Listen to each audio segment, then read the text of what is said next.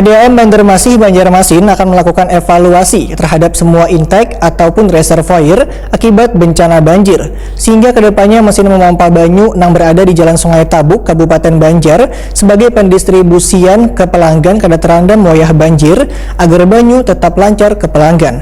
Untuk kabar selengkapnya, mari kita simak yang satu ini.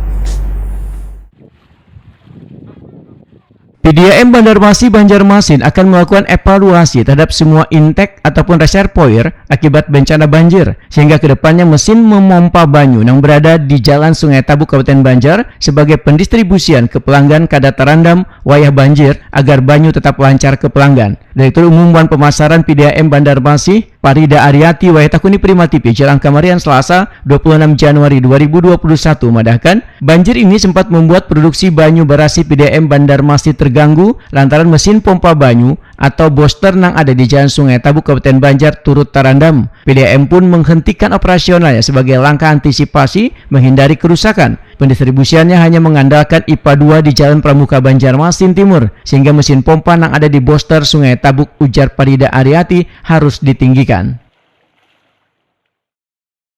Kami kemarin itu kan terus terang ikut juga terdampak PDAM Banjarmasin, terutama itu adalah yang pengambilan air baku kita di Sungai Tabuk itu sempat berhenti beberapa hari ya, karena pompanya sudah terendam air, mengakibatkan layanan kita itu turun sekitar 40%.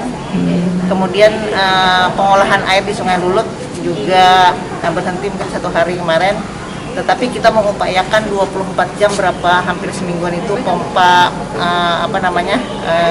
pompa air untuk pompa air keluar itu tidak dihenti. Jadi alhamdulillah di Sungai Lulut itu hanya sehari tidak mengalirnya, dan kita di Sungai Tabuk juga memompa 1 kali 24 jam selama beberapa hari itu tidak henti-henti kita memompa air. Alhamdulillah bisa kembali kan di Sungai Tabuk itu 3 hari kemarin ya yang stop itu.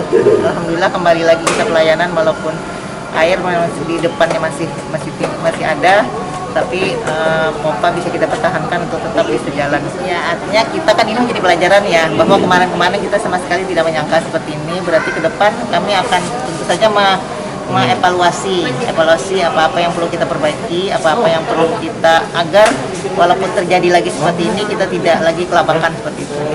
Ditinggikan kah pakai potensi? Ya seperti itu mungkin. Ketua Komisi 2 DPRD Banjarmasin M. Faisal Haryadi berharap kejadian ini bisa diambil manfaat wan pelajaran supaya kedepannya pompa banyu atau reservoir PDAM Banjarmasin ini kada terendam lagi wayah banjir. Politisi Partai Amanat Nasional ini menegaskan bila permasalahan ini akan dimasukkan ke dalam klausul Raperda Perubahan Badan Hukum PDAM Banjarmasin, sehingga bila kemungkinan terjadi banjir lagi di tahun mendatang sudah bisa diantisipasi. Dampak banjir tadi ada beberapa reservoir yang terendam. Kami berharap bahwa dengan pengalaman kejadian ini juga kita memasuki ke Perseroda ini bisa dimasukkan ke dalam bisnis plan-nya PDAM nanti di Perseroda ini, sehingga kalau terjadi lagi hal demikian ini sudah bisa kita antisipasi.